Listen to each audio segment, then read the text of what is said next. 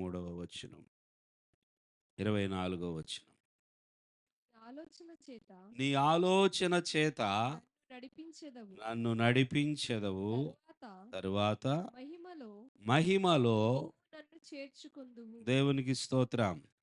ఈ మాట ఎక్కడో చదివినట్టుగా అనిపిస్తుందా మీకెవరికైనా? అనిపిస్తుందా? ఇద్దరికే అనిపించింది. ఓకే. అంటే మిగతా వారెవరు మీరు వాట్సాప్ చూడరు గదా! సంతోషం. మీరు వాట్సాప్ ఉన్నవాళ్ళైతే, చూస్తున్న వాళ్ళైతే ప్రతిరోజు ఒక వాక్యం పెడుతున్నాం. కొన్నిసార్లు వాక్యమే గాకుండా ఇంకేదైనా వేరే తలంపులు కూడా పెడుతున్నాం. మన ట్రూ లైట్ ఫెలోషిప్ గ్రూప్‌లో కదా! చదవలేదా? అయన్నీ మనకెందుకు కదా! వాట్సాప్ గ్రూప్ ఉంది గదా! యవనస్తులు మీరు గూడా చూడట్లేదయితే. సో, ఈరోజు వాక్యం ఏమిటంటే మన గ్రూప్‌లో పెట్టినది. నీ ఆలోచన చేత నన్ను నడిపించెదవు. నీ ఆలోచన చేత నన్ను నడిపించెదవు. తరువాత మహిమలో నీవు నన్ను చేర్చుకొందువు. దేవునికి స్తోత్రం. తరువాత జరిగే విషయం మనకొద్దు ప్రస్తుతానికి. తరువాత నీవు నన్ను ఎక్కడ చేర్చుకుంటావు? ఆ! మహిమలో ఇప్పుడే చేరాలనుందా ఎవరికైనా? ఆ! లేదు గదా! దేవుడు ఒక రోజు వచ్చేసరికి మనందరినీ తన మహిమలో చేర్చుకుంటాడంట. దేవునికి స్తోత్రం. ఎప్పటికైనా మనము చివరికి ఆయన మహిమలోకి వెళ్ళే వారమే. అయితే భూమి మీద ఉన్నంత వరకు కూడా మనము ఆయన ఆలోచన చేత నడిపించబడాలి. ఎవరి ఆలోచన? యేసు ప్రభు గురించి ప్రవక్త అయిన యెషయా రాసిన ప్రవచనములో 9:6 యెషయా గ్రంథములో ఆ! యేసు ప్రభు మనకు శిశువు అనుగ్రహించబడి ఆయన భుజముల మీద ఆ! రాజ్యభారముండును. ఆ! ఆశ్చర్యకరుడు, ఆశ్చర్యకరుడు, ఆలోచనకర్త, ఆలోచనకర్త. బలవ అక్కడ ఆగుదాం. ఆ పేర్లన్నీ మీకు తెలుసు. ఈరోజు అదే పాటతో బైబిల్ స్టడీ ప్రారంభించబడింది.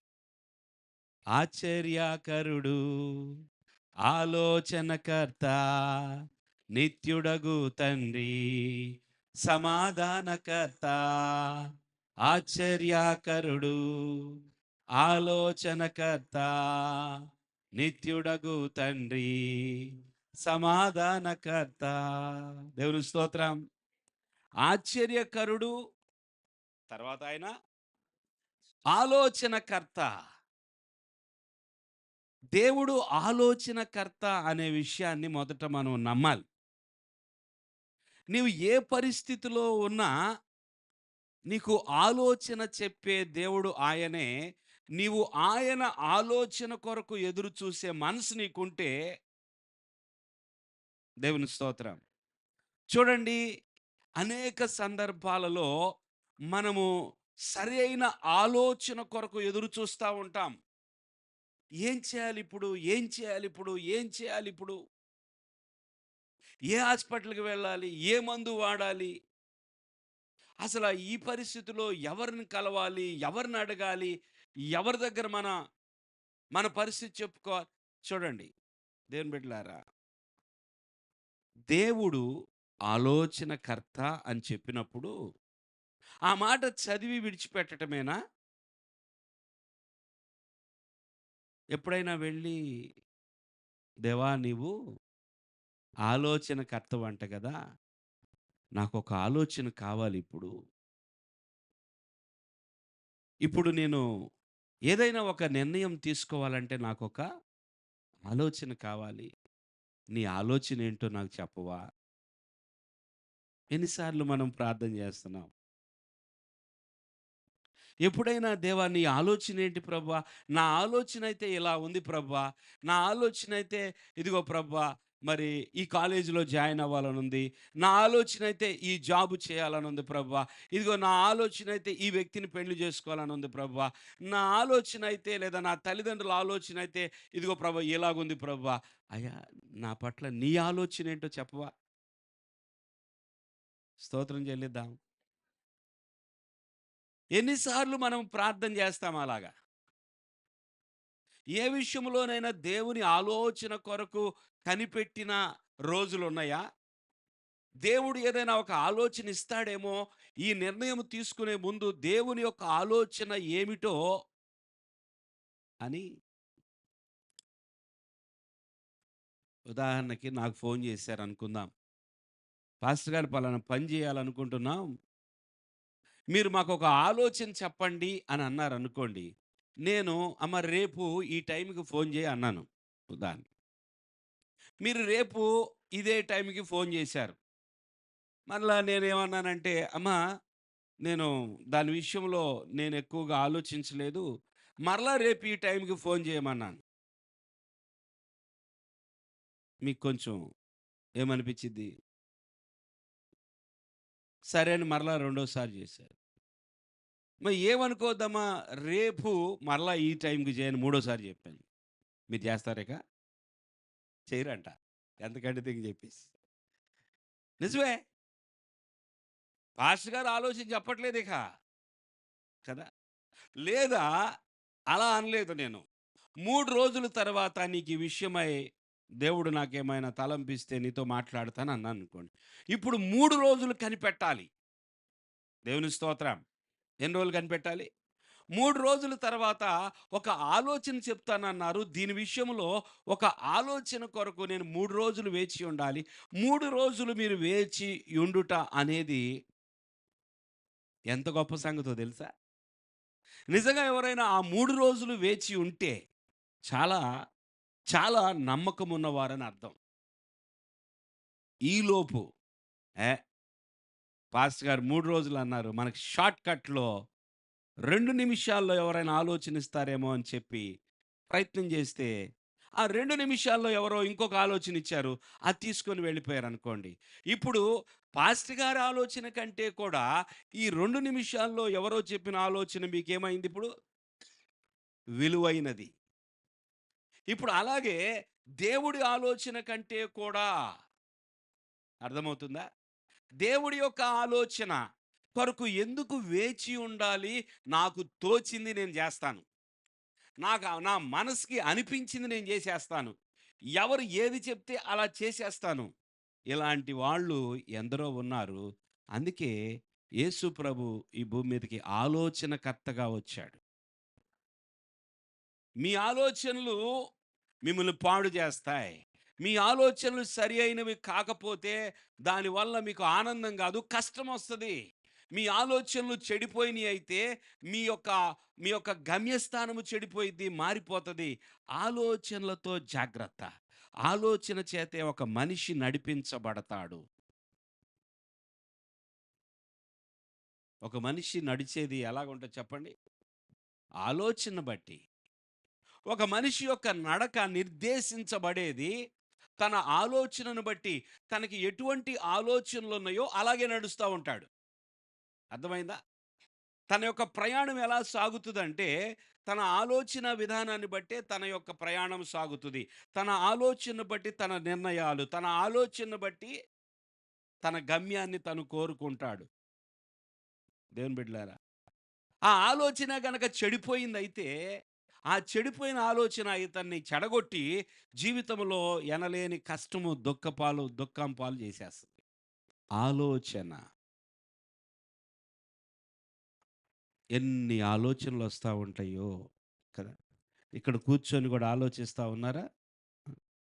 వాక్యం వినండి. తర్వాత ఆలోచిద్దురు గాని. దేవుని స్తోత్రం. వింటున్నారా? వింటలేదా? ఆలోచనలు తర్వాత ఆలోచిద్దురు గానికి వాక్యం వినండి. ఆలోచన కర్త గురించి వినండి.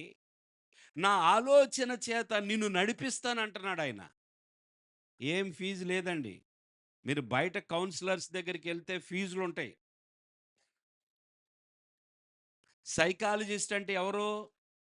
మానసిక శాస్త్రం చదివిన వ్యక్తి కదా! సైకియాట్రిస్ట్‌కి దగ్గరికి తీసుకెళ్తున్నామంటే ఏంటంటే, వీడు మాట ఇంటలేదు, వీడు రకరకాలుగా ప్రవర్తిస్తున్నాడు, ఇటొక గంతేస్తున్నాడు, అటొక గంతేస్తున్నాడు, వీడు కుదురుగా అసలు నిలబడతలేదు. మరి ఏంటో తెలియట్లేదు సైకియాట్రిస్ట్ దగ్గరికి తీసుకెళ్తున్నామంటే డాక్టర్ ఆయనేంటి సైకియాట్రిస్ట్ అంటే ఆయన ఏమన్నా ఇంజెక్షన్‌లు చేస్తాడా? మందులిస్తాడా? ఏం చేస్తాడు చెప్పండి? కూర్చోబెట్టి మాట్లాడతాడు కాసేపు. కొన్ని ఆలోచనలు చెప్తాడు. ఈయన సమస్య ఏంటంటే, ఈ పిల్లోడి సమస్య ఏంటంటే, ఈ పిల్లోడు ఎందుకు ఇలా ప్రవర్తిస్తున్నాడంటే, ఇదండి ప్రాబ్లమ్. ఈ పిల్లోడు ఇలా ఆలోచిస్తున్నాడు, ఇలాంటివి చూస్తున్నాడు, అందుకని ఇలాంటి ఆలోచనలొస్తున్నాయి, ఇలాంటి పనులు చేస్తున్నాడు అని ఏదో తనకు తోచింది చెప్తా ఆయన ఆలోచన చెప్పినందుకు, కౌన్సిల్ ఇచ్చినందుకు డబ్బులు కట్టాలి. 500 రూ. 1000 ఆయనకున్న వాల్యూని బట్టి. కానీ దేవుడు ఉచితంగా నీకు ఆలోచన ఇస్తున్నాడు. దేవునికి స్తోత్రం. దేవుడు నా ఆలోచన, నీ ఆలోచన చేత నన్ను నడిపించెదవో. ఈ కీర్తనాకారుడు భక్తుడు ఒక విషయం నేర్చుకున్నాడు. అదేంటంటే, దేవుడు తన ఆలోచన చేత నన్ను నడిపిస్తాడు. దేవునికి స్తోత్రం. దేవుడు ఆలోచనకర్త అయ్యున్నాడు. ఆయన నీకు ఆలోచన ఇస్తాడు. మొదటి కీర్తనలో దుష్టుల ఆలోచన చొప్పున ఏదొద్దు? దుష్టులు కూడా ఆలోచనిస్తారు. అదేంటండి? అదేంటి? దుష్టుల దగ్గర ఆలోచన ఉంటది. నీతిమంతుని దగ్గర గూడా ఆలోచన ఉంటది. దేవునికి భయపడే వాని దగ్గర ఒక ఆలోచన ఉంటది. దేవుడంటే అస్సలు భయం లేని వాడి దగ్గర ఒక ఆలోచన ఉంటది.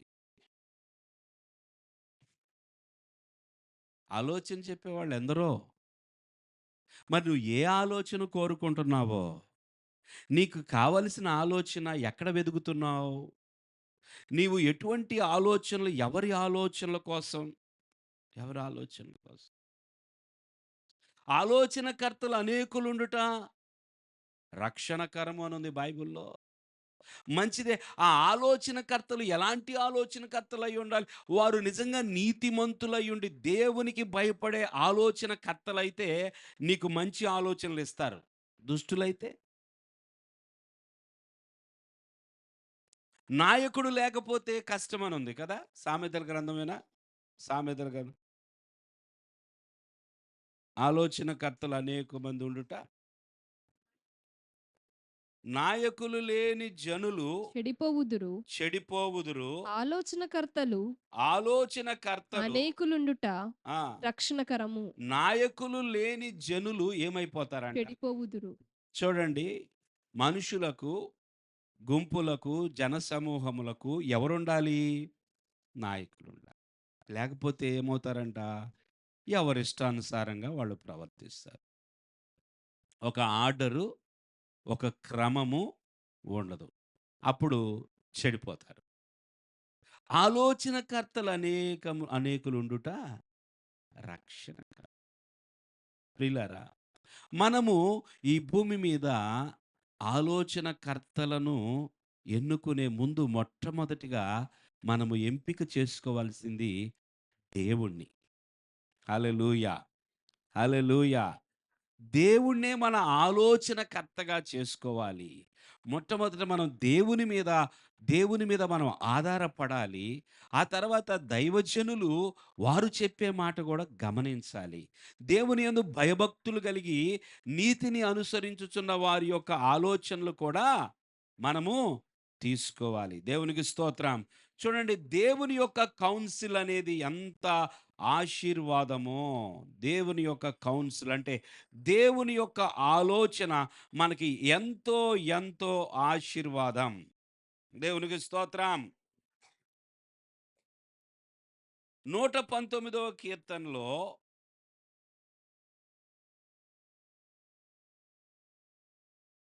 119వ కీర్తనలో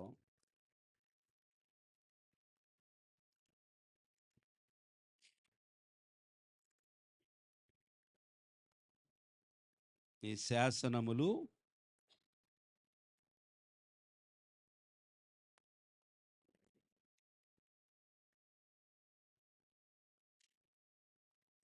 ఇక్కడ చూడండి.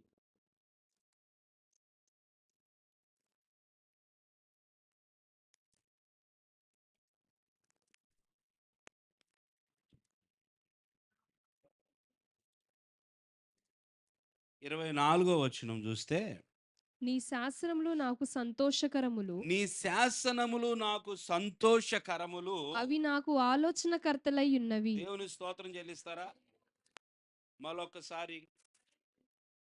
నీ శాసనములు ఆలోచ నాకు సంతోషకరములు. దేవునికి స్తోత్రం. హల్లెలూయా. ఎవరి శాసనములంట? దేవు దేవుని యొక్క శాసనములు నాకు సంతోషకరములు. దేవుడు మాట్లాడే మాటలు, దేవుని యొక్క ఉపదేశములు, దేవుని యొక్క ఆజ్ఞలు, దేవుని యొక్క కట్టడలు, దేవుని యొక్క శాసనములు, వీటన్నిటిని కూడా గంపలోకేయండి. దేవుని స్తోత్రం. వీటన్నిటిని మూటగట్టండి. ఇవి సంతోషకరములు.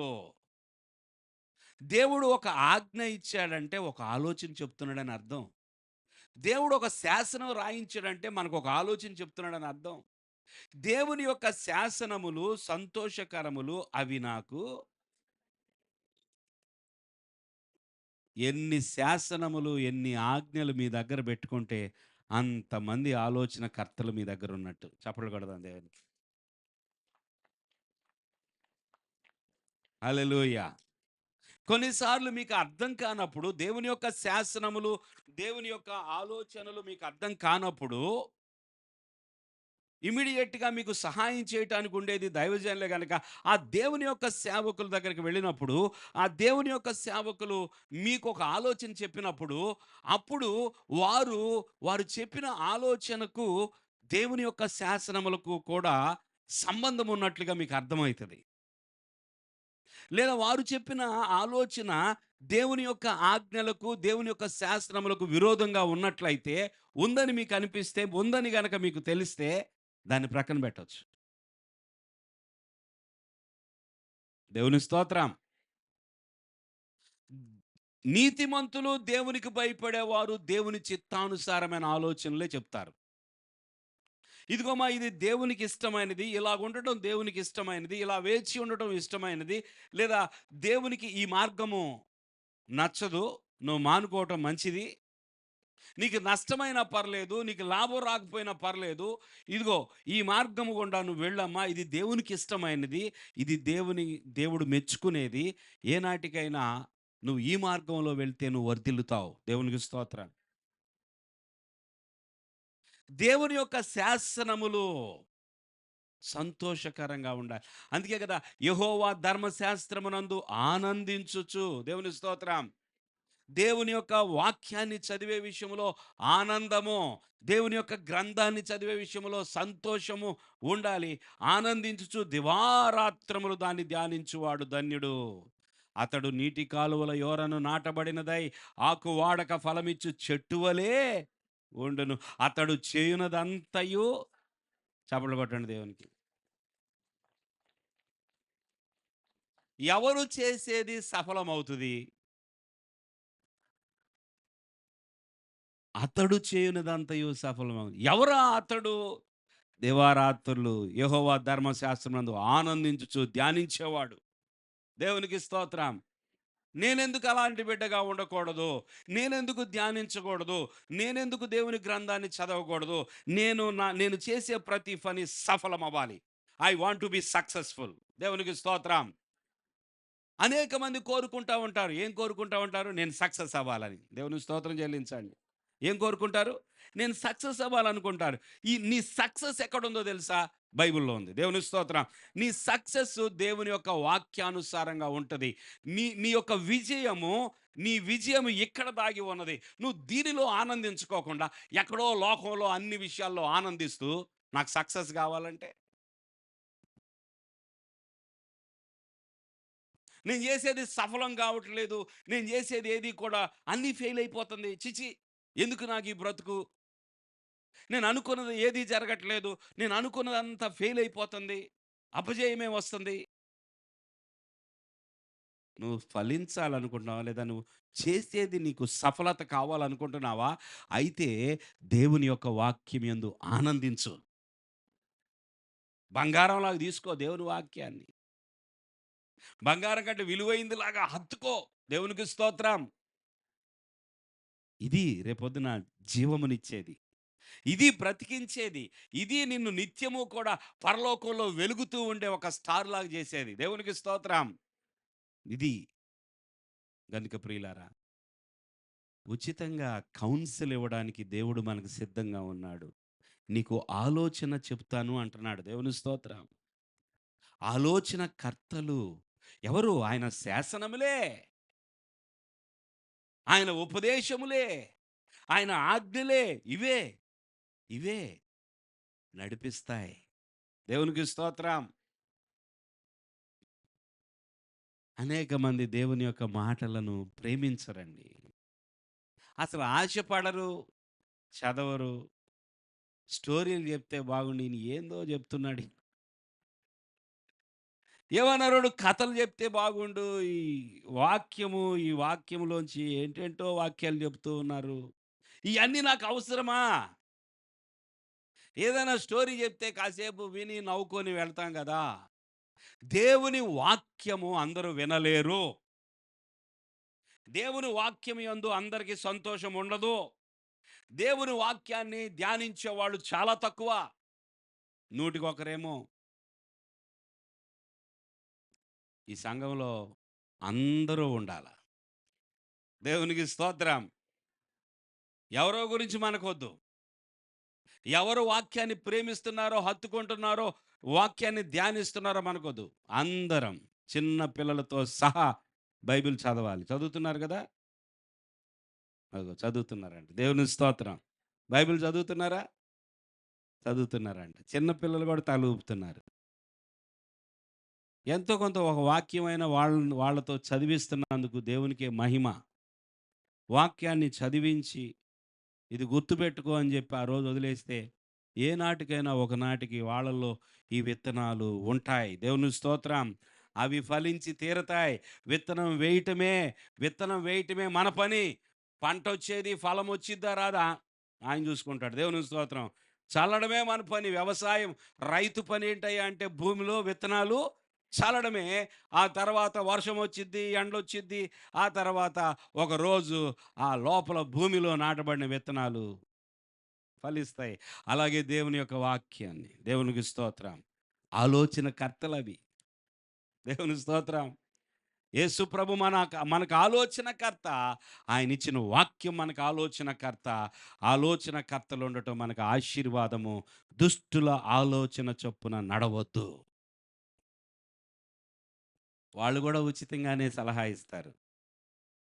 నువ్వేం అడగకుండానే జెప్తారు. దుష్టులు గూడా చాలా సార్లు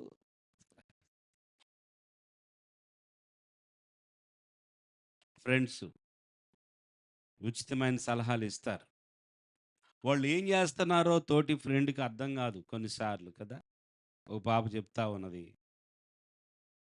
ఫ్రెండు పోనీలే దేవున్ని నమ్ముకున్న బిడ్డ అనుకోని మాట్లాడుతా ఉంటే, అన్నీ వ్యతిరేకంగానే మాట్లాడుతుందంట. ఈ దేవుని చర్చికి వెళ్ళే బిడ్డే అంట.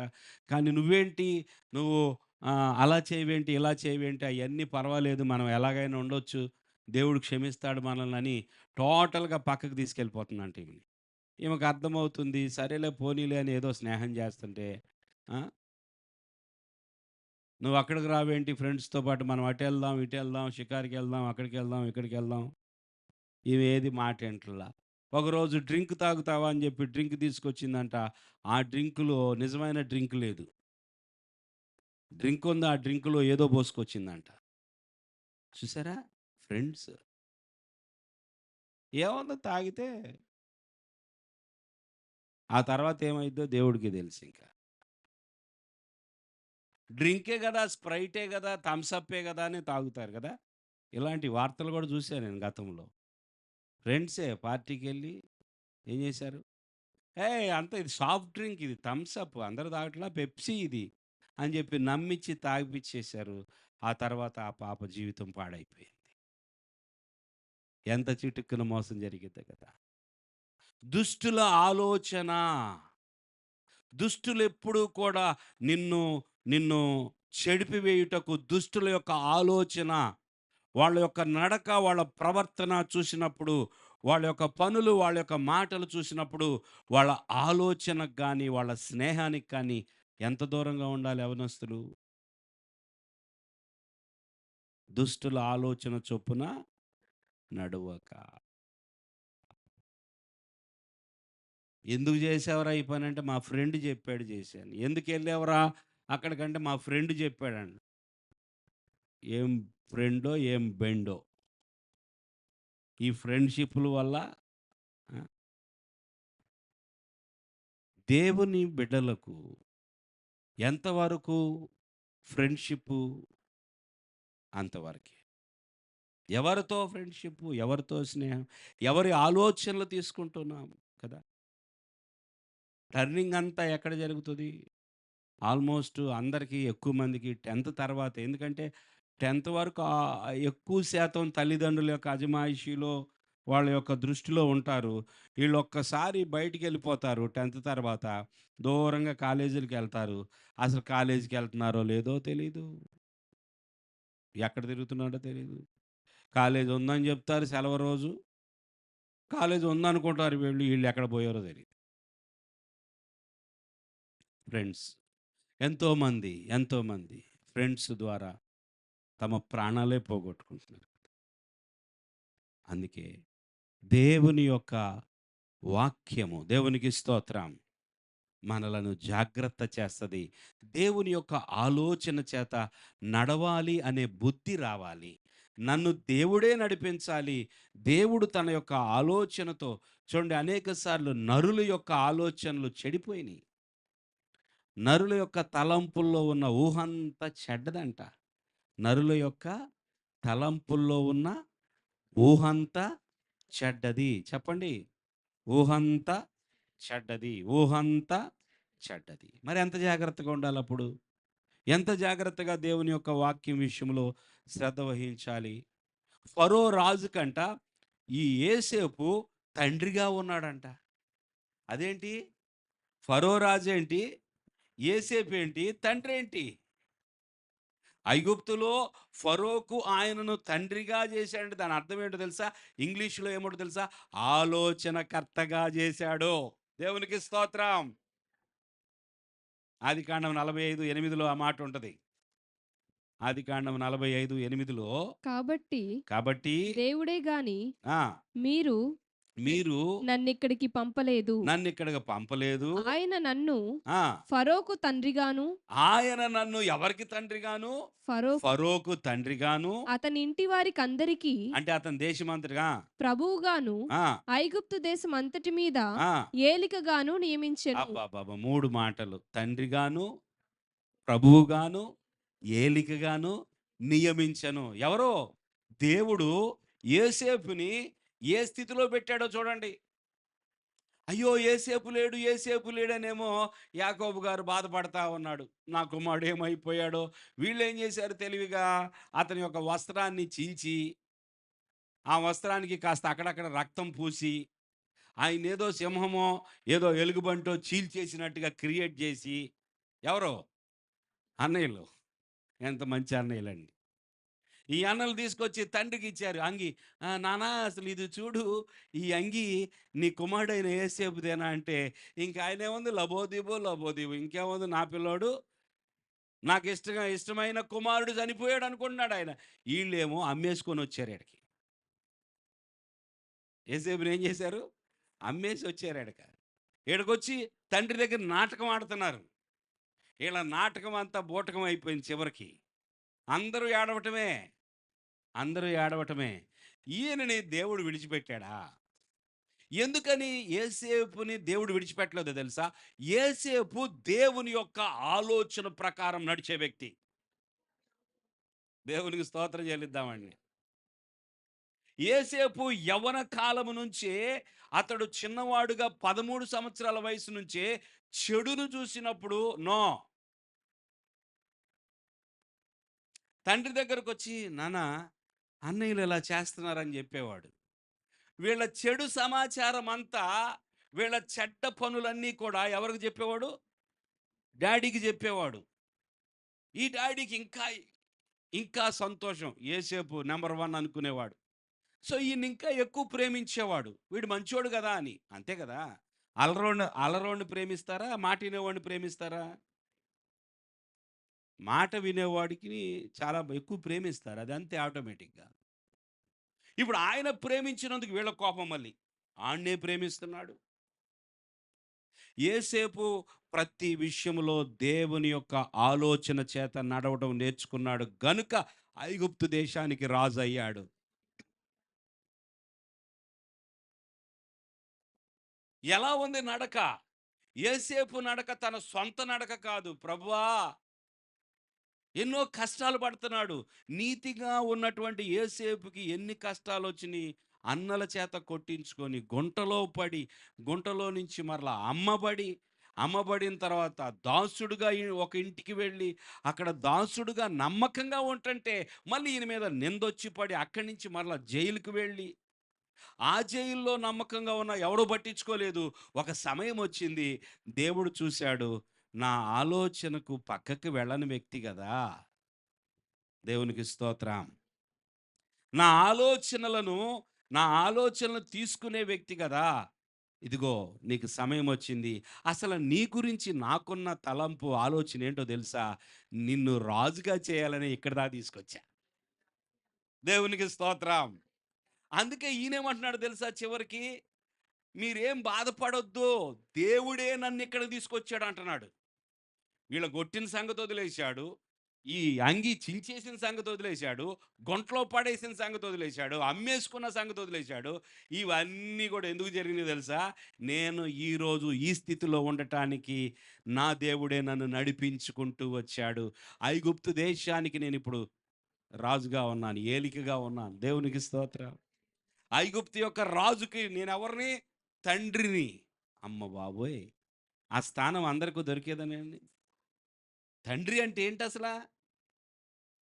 పిల్లలందరూ కూడా ఎవరి మాట వినాలి అంటే తండ్రి మాట వినాలి. కుటుంబం అంతటి నడిపించే వ్యక్తి ఎవరు? తండ్రి. అలాంటి తండ్రి స్థానము అంటే ఇప్పుడు ఫరోకి నిజమైన తండ్రి ఉండొచ్చు. ఉన్నా కూడా లేనట్టే. ఇప్పుడు ఫరోకి తండ్రి ఎవరో తెలుసా? చీమ కుట్టినా కూడా యేసేపు ఏం చేయమంటావు? నన్ను చీమ కొడుతుంది అంటాడు. దేవునికి స్తోత్రం. ఈయన చెప్తాడు ఏం చేయాలో. ఆలోచనకర్త. Is a counsellor to Pharaoh. Pharaoh రాజుకి ఈయన కౌన్సిలర్ అయ్యాడు. దేవుని బిడ్డలారా మనం ఎలా అవ్వాలో తెలుసా? ఆ ఆలోచనకర్త యొక్క మాట మనం వింటే మనం అనేక మందికి ఆలోచనకర్తలం అవుతాం. దేవుని స్తోత్రం. మీకు ఇష్టమేనా? మీ బంధువుల్లో అనేకులు మీ దగ్గరకు వచ్చి అడగాలి. కాంతమ్మ గారు ఏం చేయమంటారు మమ్మల్ని? ఇలాంటి సమస్య వచ్చింది. ఆలోచనకర్త. సలీమ్ గారు ఏం చేయమంటారు మమ్మల్ని? నన్నేం చేయమంటారు? ఇలాంటి పరిస్థితి వచ్చింది. ఆలోచనకర్త అవ్వాలి. ఆలోచనకర్త అవ్వాలి. దేవునికి స్తోత్రం. దేవునికి స్తోత్రం. నిన్ను నన్ను దేవుడు ఆలోచనకర్తగా చేయబోతున్నాడు ఈ సంవత్సరం. హల్లెలూయా! అనేక మందికి దైవికమైన ఆలోచనలు చెప్పే ఆ జ్ఞానము మనకు రాబోతుంది. హల్లెలూయా! దేవుడు ఆలోచనకర్త మనలను ఆలోచనకర్తలుగా చేయబోతున్నాడు. యేసేపు ఫరోకి నిజమే. అధికారులొచ్చి మనల్ని అడగాలి. ఏం చేయమంటారండి? పరిస్థితి ఏంటి? మా చేతుల్లో ఏమీ లేదు. ఏం చేయమంటారని దైవజనుల దగ్గరికి రావాలి. హల్లెలూయా! మీరేం చెప్తే అది చేస్తాం. కదా! దానియేలు సమయంలో ఎవరినడిగారు? రాజు కలొస్తే దిక్కెవరయ్యారు? దానియేలయ్యాడు. ఏంటి కల నాకసలు ఏం అర్థం కావట్లేదు.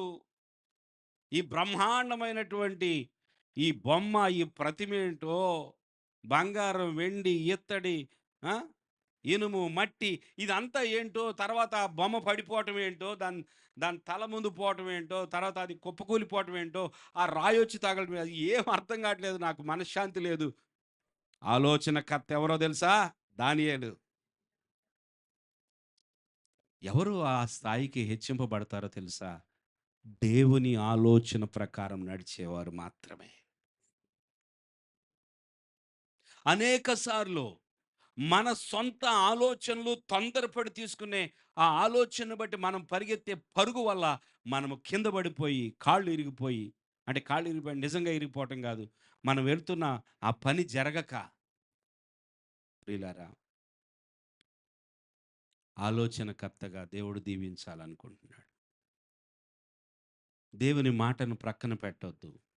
ఒక్క విషయం జ్ఞాపకం చేస్తాను. మిగతా విషయాలు మనం మరలా దేవుని చిత్తమైతే ఈ బైబిల్ స్టడీ ఇంకా 2, 3 వారాలు ఆలోచనకర్త గురించి విందాం. విందామా? హ్మ్. దేవుని స్తోత్రం.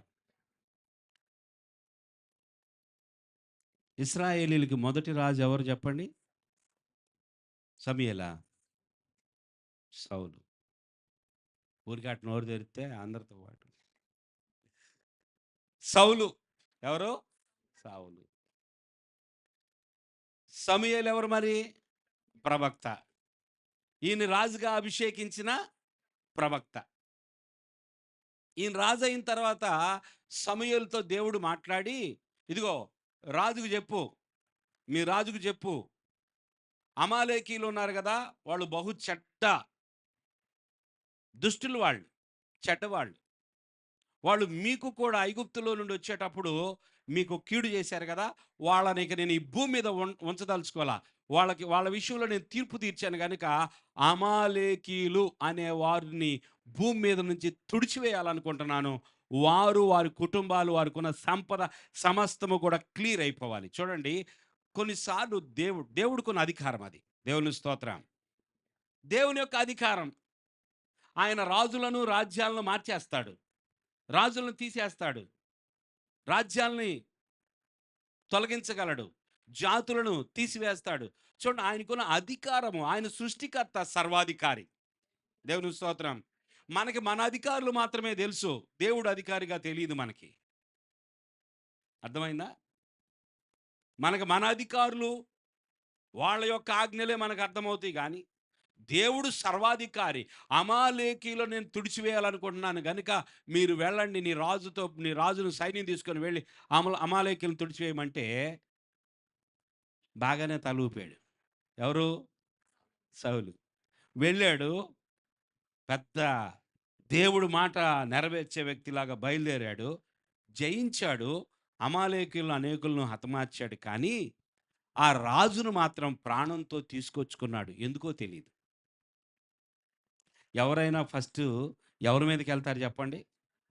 ఈయనేంటి టోటల్ రివర్స్‌లో పనిచేస్తుంది మైండు కదా! ఇట్లా తిరిగే గడియారం ఇట్లా తిరిగిందనుకోండి, ఏమనాలి? రాజుని ప్రాణంతో తీసుకొచ్చాడీయన.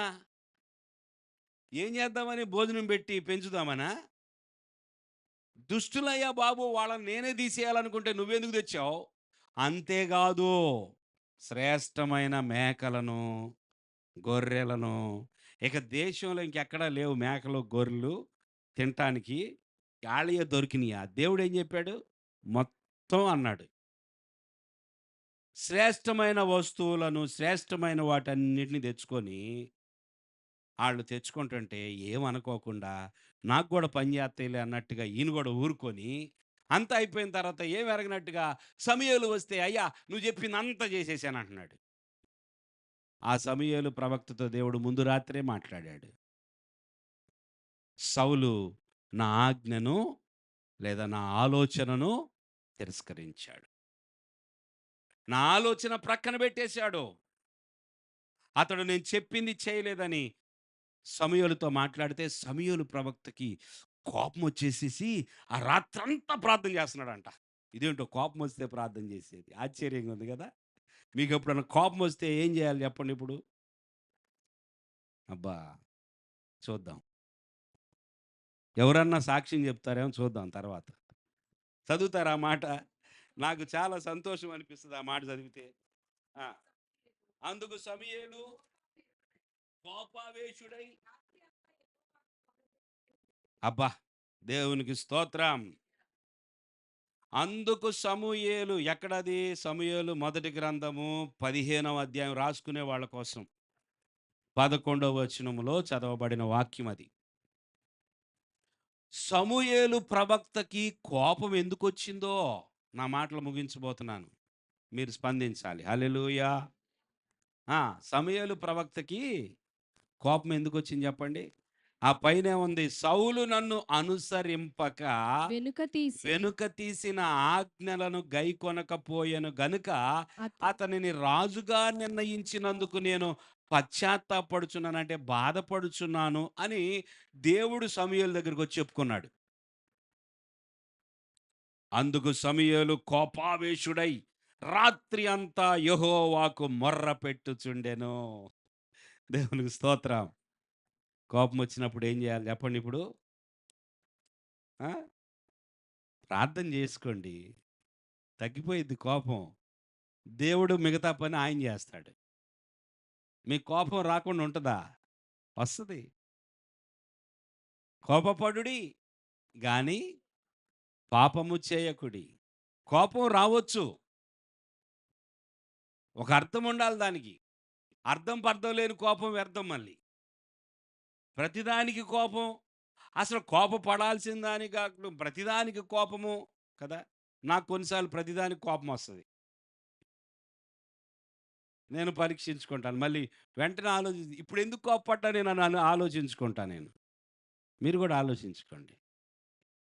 ఇప్పుడెందుకు కోప్పడ్డాను? ఈ విషయానికి. ఓకే. దీనికి ఇలా కోప్పడితేనే మంచిది అని తర్వాత మళ్ళీ సమర్థించుకుంటాను. దేవుని స్తోత్రం. సరే ఇంతకీ సౌలు ఏం చేశాడు? దేవుడు చెప్పిన ఆలోచనను తిరస్కరించాడు. ఆయన ఆజ్ఞను అనుసరించలేదు. పొద్దున్నే సమూయేలొచ్చి చేసావా? చెప్పిందంటే, చేశానంటున్నాడు. తప్పు చేసి కూడా ఇలాగ ఎలా చెప్పాలనిపించిద్ది? ఇంత ధైర్యంగా. ఆయనెవరు? ప్రవక్త గదా! ఆయనెవరండి? ప్రవక్త గదా!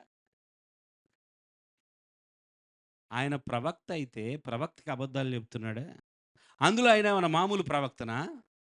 దేవుడితో డైరెక్ట్‌గా మాట్లాడే వ్యక్తి. దేవుని స్తోత్రం. ఈ ప్రవక్త దగ్గరకొచ్చి వేషాలేయటం అనేది ఏమన్నా బాగుందా?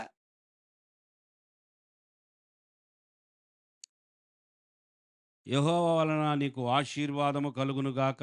యెహోవా ఆజ్ఞను నేను నెరవేర్చితిననగా. ఎంత చక్కగా మాట్లాడుతున్నాడు గదా! వస్తున్నటువంటి దైవజనుడిని ఏమంటున్నాడు? అయ్యా! నీవు ఆశీర్వాదం నీకు కలుగును గాక అంట. ఎవరికి ఆశీర్వాదం? వస్తున్న ప్రవక్తకి ఆశీర్వాదం పలుకుతున్నాడు రాజుగారు. బానే ఉందిలే. పలికితే తప్పు లేదు. దేవుడు మిమ్మల్ని దీవించును గాక, నన్ను దీవించును గాక. రాత్రి ఒక చిన్న పిల్లోడొచ్చాడు. గాడ్ బ్లెస్ యూ అంటే గాడ్ బ్లెస్ యూ అన్నాడు. సంతోషపడ్డా నేను. దేవుని స్తోత్రం. వాడికి తెలీదు. గాడ్ బ్లెస్ యూ అని పెద్దవాళ్ళుగా నేనన్నప్పుడు, వాడు కూడా నన్ను గాడ్ బ్లెస్ యూ అంటున్నాడు. దేవుని స్తోత్రం. చూడండి ఇక్కడ, యెహోవా వలన నీకు ఆశీర్వాదం కలుగును గాక. యెహోవా ఆజ్ఞను నేను నెరవేర్చితిననగా. దొంగ దొరికిపోతాడు గదా! అడగకుండా అని చెప్పేస్తున్నాడు ఈయన. సమూయేలు అలాగైతే నాకు వినబడుచున్న గొర్రెల అరుపులు. ఏ అరుపులు? ఆ! ఎడ్ల రంకెలను ఎక్కడివి? నువ్వు దేవుని మాట చేసావు గదా! మరి ఎందుకు నాకు ఏదో వినపడుతున్నాయేంటి? అందుకు సౌలు అమాలేకుల యొద్ద నుండి జనులు వీటిని తీసుకొని వచ్చిరి. ఎవరు తీసుకొచ్చారంట? మరి ఈయనేం చేస్తున్నాడు రాజుగారు? జనులు వీటిని తీసుకొని వచ్చిరి. నీ దేవుడైన చూసారా? నీ దేవుడైన మరి ఈయనకి దేవుడు గాదా? పక్కకెళ్ళిపోతుంది బండి మెల్లగా. నీ దేవుడైన మన దేవుడైన ఆయననే అనొచ్చు కానీ కనీసం నీ దేవుడైన యెహోవాకు బలులనర్పించుటకు జనులు గొర్రెల్లోనూ, ఎడ్లలోనూ మంచి వాటిని ఉండనిచ్చిరి. మిగిలిన వాటినన్నిటిని మేము నిర్మూలన చేసితిమనగా సమూయేలు నీవు మాటలాడ పని లేదు. యెహోవా రాత్రి నాతో సెలవిచ్చిన మాట నీకు తెలియజేతును వినుమని సౌలుతో అనగా సౌలు చెప్పుమనెను. అందుకు సమూయేలు నీ దృష్టికి నువ్వు అల్పుడవుగా ఉన్నప్పుడు ఇశ్రాయేలీల గోత్రములకు శిరస్సు వైతివి. యెహోవా నిన్ను ఇశ్రాయేలీల మీద రాజుగా అభిషేకించెను. మరియు యెహోవా నిన్ను సాగనంపి నీవు పోయి పాపాత్ములైన అమాలేకులను నిర్మూలము చేయము. వారు లయమగు వరకు వారితో యుద్ధము చేయమని సెలవీయగా నీవు ఎందుచేత యెహోవా మాట వినక దోపుడు మీద ఎగబడి ఆయన దృష్టికి కీడు చేసితివనెను. అందుకు సౌలు ఆ మాట అనవద్దు. ఇదేంటి? ఆ మాట అనొద్దంట. ఈయన చేసిందదే. మాట అంటే మాత్రం పడలేకపోతున్నాడే. ఆ మాట అనవద్దు. నేను యెహోవా మాట విని ఇంకా, ఇంకా వాదిస్తున్నాడు.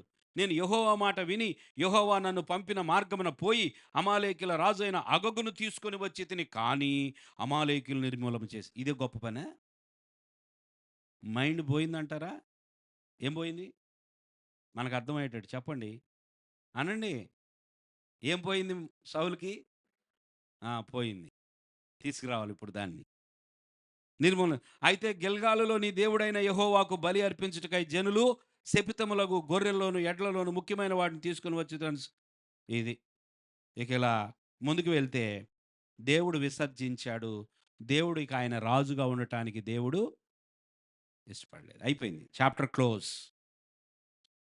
దేవుని ఆలోచనను పక్కన పెట్టిన సౌలు తన రాజరికాన్ని పోగొట్టుకున్నాడు. రాజరికం పోగొట్టుకోవటమే కాదు, ఆయన వంశములోనే ఇక రాజులు లేరు. ఎవరైనా ఒకళ్ళు రాజు అయితే ఏమవుతారు ఆటోమేటిక్‌గా? తన కుమారుడు మళ్ళా నెక్స్ట్ రాజు అవుతాడు. మళ్ళా కుమారుడు రాజు అవుతాడు. పోయింది. రాజరికమే పోయిందసల.